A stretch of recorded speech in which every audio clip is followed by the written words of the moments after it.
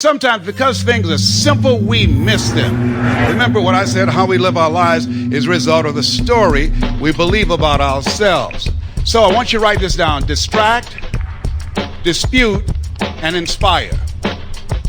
As leaders, when you go back to your respective communities, your countries, one of the most important things is that you must get some training on how to discover your power voice to deliver, and write this down, a strategic message and a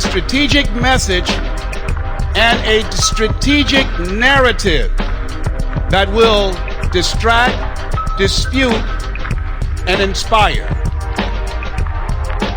A strategic message and a strategic narrative. Let me share with you. I was born in a poor section of Miami, Florida called Liberty City, an abandoned building on a floor with a twin brother. We were 6 weeks of age. We were adopted. When I was in the 5th grade, I was identified as EMR, labeled educable mentally retarded. Put back from the 5th grade to the 4th grade and failed again in the 8th grade. I was told a story about myself. You are educable mentally retarded. I was a kid. I didn't know. I accepted it. I believed the story, and I performed to that story. No one rises above low expectations. And so as a result of that, something happened for me. When I was in the 11th grade, a gentleman, Mr. Leroy Washington, I will be with him this coming weekend in Orlando, Florida, where I'm doing a training called Discover Your Power Voice. He helped me to discover my power voice. He said, young man, go to board and work this problem out for me. I said, sir, I can't do that. Why not? Sir, I'm not one of your students. Look at me. Yes, sir. Go to the board and work the problem out anyhow. I can't do that, sir. Why? Sir, because I'm educable, mentally retarded, sir. I'm in special education. And they said, he's DT. What do you mean? That's Leslie. That's not Wesley. He's DT. He's the dumb twin. And as many of the students laughed, and I was looking at him and he came from behind his desk, he said, don't ever say that again. Someone's opinion of you does not have to become your reality.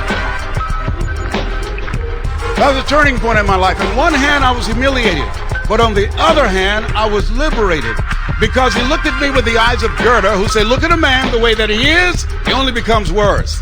But look at him as if he were what he could be, then he becomes what he should be.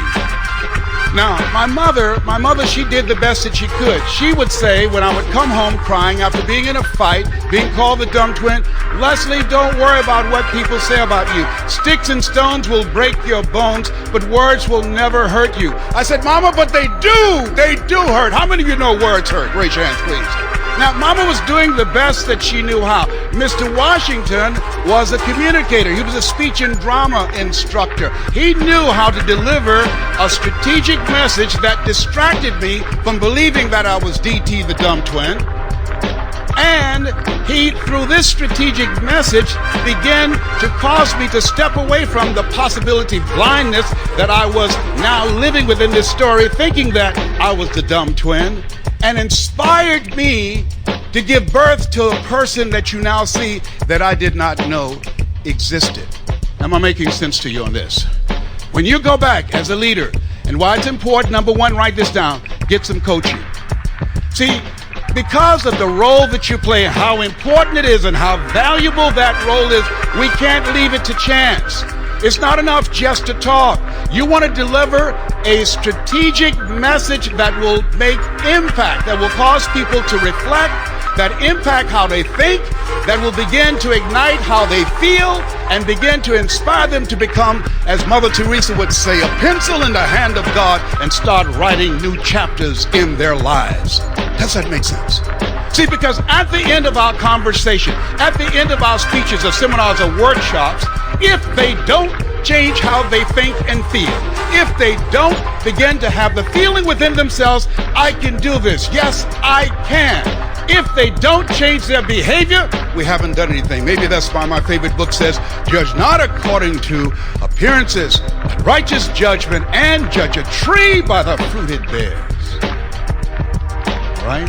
Am I making sense of that? Let me tell you how important words are. If I say to you, what is your name, ma'am? Sheila. If I say, Sheila, you can't do that. someone else has to come along, Sheila, and say, you can do it, you can do it, you can do it, 16 times to neutralize at one time. That's why my favorite book says, faith comes by hearing and hearing and hearing. And so as leaders, understanding the role that you play, even though we're made in the likeness and image of God, and has been given authority and dominion over everything on the face of the earth, we will never, listen to me, we will never exercise authority and dominion over our lives until we exercise authority and dominion over what we are not.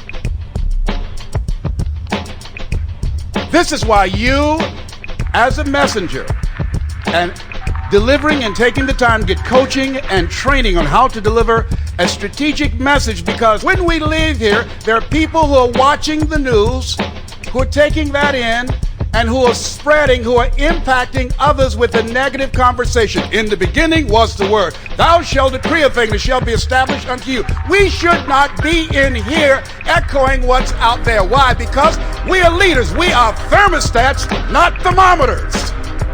Hello, do you hear what I'm saying to you? We have to hold ourselves to a higher standard. Write this down, please. Monitor your mouth. Monitor your mouth. Why? Death and life is in the tongue. During the Depression in the United States, Procter & Gamble and a few corporations decided to adapt a way of thinking and operating and how they trained their people. During the Depression, they went, and the leader at that time spoke to them and said, the Depression does not exist for us. We are forbidden to speak about it. We will not carry ourselves as if we are in a depression.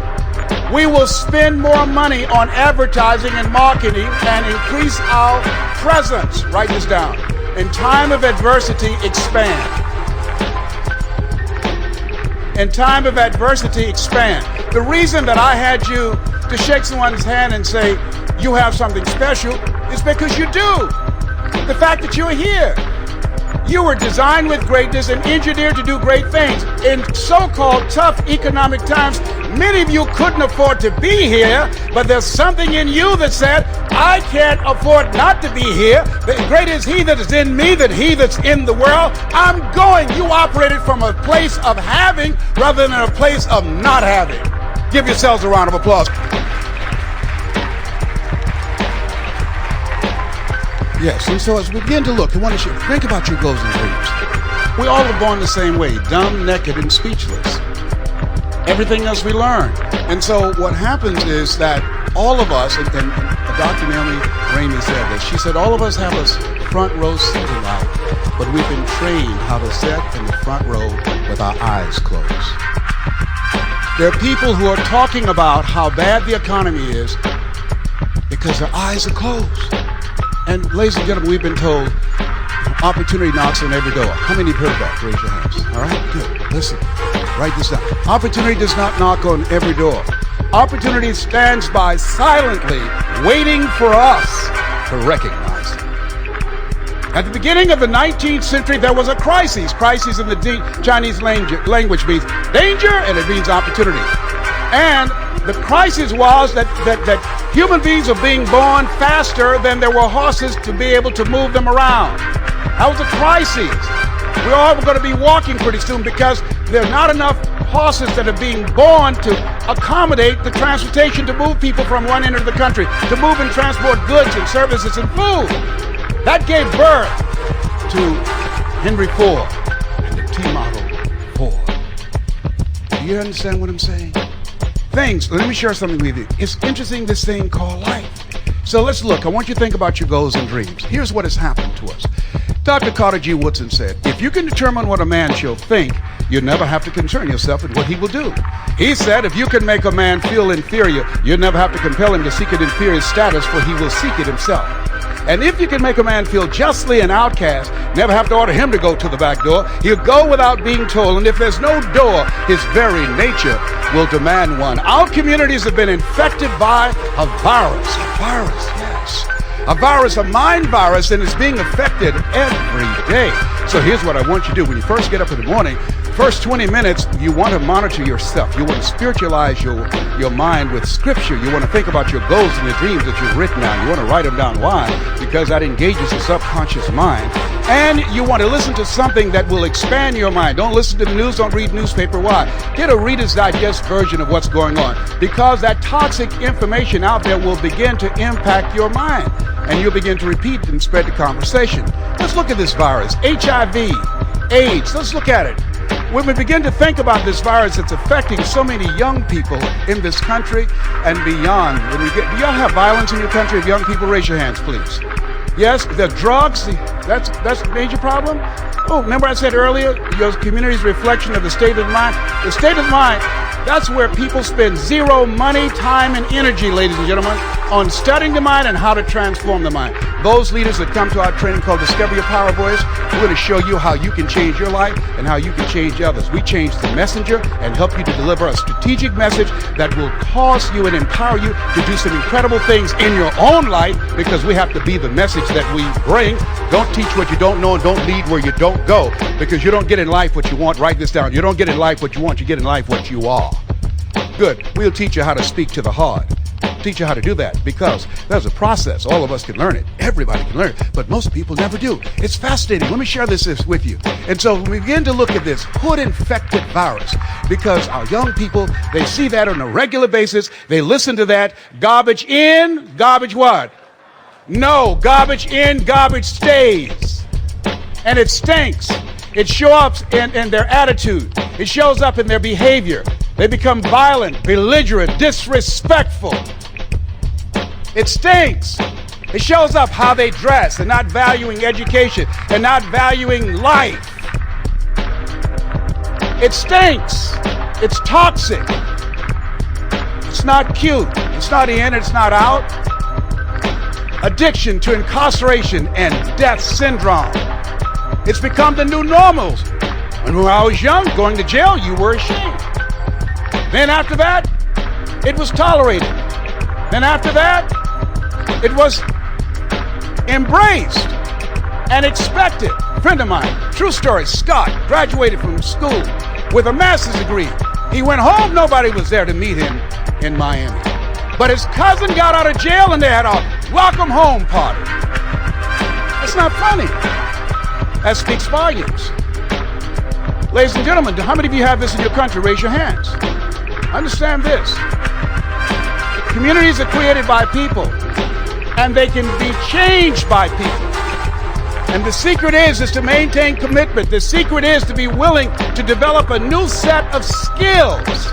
Einstein said the thinking that has brought us this far has created some problems that this thinking can't solve. Maybe that's why my favorite book says, judge a tree by the fruit it bears. If what you've been doing has not reduced that, then we have to begin to ask, how do we measure effectiveness?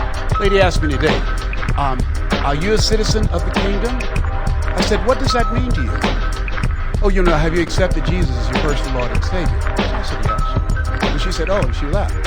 To me, that would not earn me citizenship. Herein my Father glorified, that ye bear much fruit. Not just giving lip service, but life service. The greatest among you will be your servant. Doesn't make sense. It's easy to go on, well, we saved 50 souls today. Is that right? Have you impacted that? Ignorance, murder, and incarceration have become a main part of our culture. If we say and believe we are more than conquerors, then that should be unacceptable to us. We should look at what kind of programs can we create that could impact that. Over 700 Black and Latino young men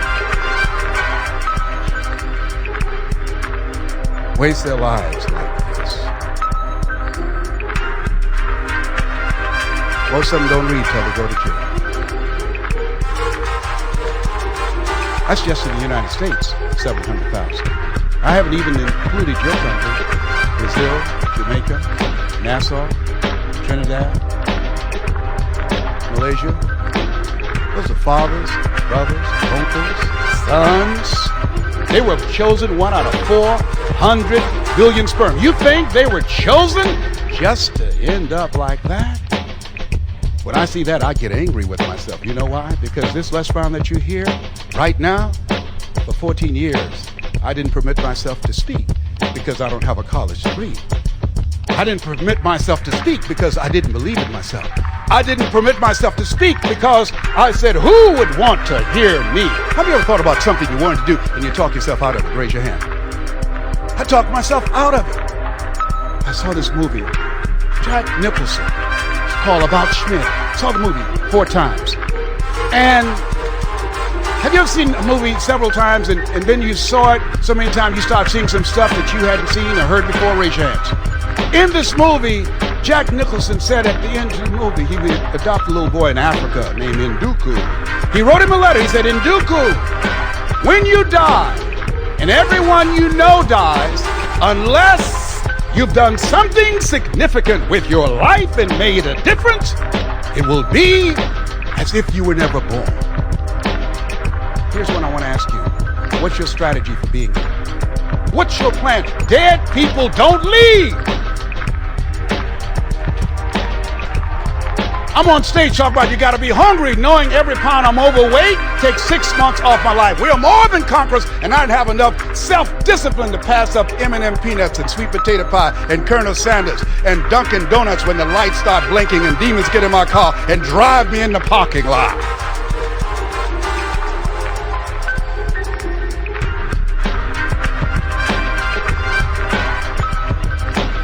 We must be the message. We must be the example. If we speak the words, we must live what we speak. Does that make sense? So I believe, ladies and gentlemen, let us say together we are called to change this by first changing ourselves. Yes. Ladies and gentlemen, can these bones live? You know, God asked man 3 questions. Number 1, where art thou? He didn't ask him, where was Jesus? He didn't ask him that, Brother Don. He didn't ask him, where's the church? He didn't ask him, where's your Bible? Where art thou? He didn't ask him, where are you? Because he didn't know. Because God is all-knowing. Omniscient, am I correct? Omnipresent, evenly present everywhere at the same time. He asked him, I gave you a brain, I want you to think. Another question is asked, can these bones live? Why? Because it's another test. That as leaders, we must see into the future. As leaders, we can't see what is right now. Everyone else sees that. Leaders, you see beyond that. You judge not according to appearances. You help people to begin to engage their fear and have confidence in the future and have hope for something they can believe in. You call forth those things that be not as though they were. You hold yourself to a higher standard. You don't have the conversation of the thermometers because thermometers react to what's in the newspaper. The thermometers react to what's being said about Wall Street and the Dow Jones dropping. If you're a bum in the park and the Dow Jones drops 700 points, what will it mean to you if you're not living up to your greatness? You're still a bum, whether it's up or down. As leaders, you believe, like Henry David Thoreau says, do not go where the path may lead, but go where there's no path and leave a trail. Richard Williams, he's looking at a tennis match on television. Let me show you how you have greatness within you. Because you have the same DNA in you that he has in him. He's looking at a tennis match. He saw the young ladies who won had a tremendous purse. They won a lot of money. He looked at his wife and said, you know what? We're going to have 2 more kids. I'm going to get you pregnant. Didn't even have the girls then. He already had old kids. I'm going to get you pregnant. We're going to have 2 more kids. And I'm going to train them to be tennis champions, world-class tennis champions. He never picked up a tennis racket in his life. He went to the library and got books and tapes on the greatest tennis players. Remember this, all of us are born the same way, dumb, naked, and speechless. He wasn't born learning how to coach tennis. He learned how to coach. He taught his kids. He had them with the intention of training them to become tennis champions. Venus and Serena Williams, world's greatest tennis champions in the world today. When you see him, let us say together, it's possible. When you see him, he doesn't have his front teeth. How many of you ever seen that, right? Let me tell you why he doesn't have his front teeth. Let us say together, it's hard. He went out to the area where he lived in California, and the drug dealers, they had control of the tennis court. And he said, look here, you guys have to move that from here. I'm going to teach my girls how to play tennis. That was his dream, to teach his girls how to become world-class tennis players. They said, not here. When you have a goal and dream, you're going to have some obstacles. Think it not strange that you'll face the fiery furnaces of this world. You will have tribulations. He came back and said, oh man, don't come out here. We're doing business. We'll kill you. He said, I'm not backing down. They kicked his butt and kicked his teeth out. Are you willing to get your teeth kicked out for your dream? That's why many are called the few are chosen. Because everybody won't get their teeth kicked out. Everybody won't get the teeth out. Everybody's not willing to face rejection. Everybody will not talk to 4 people and visualize 5,000. Everybody won't take the controversy. Everybody won't take the heat. Everybody won't hold themselves to a higher standard. Leaders, oh, it's more than, oh, you got to be passionate. You got to be a good communicator. You got to have integrity.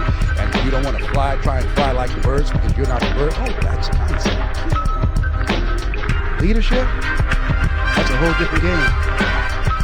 Think about your community. Think about your kids. Think about the obstacles and the problems, the so-called problems in your community. Think about it. Osborne said, in life, you will always be faced with a series of God-ordained opportunities brilliantly disguised as problems and challenges. Whoa. Maybe that's why as leaders we can't judge according to appearances, but righteous judgment. We must look at the poverty and the despair and the pain and the stress, and in the midst of that we see prosperity, we see help, we see people coming together, turning to each other, not on each other. We see peace, we see love, we see family, we see possibility. As leaders,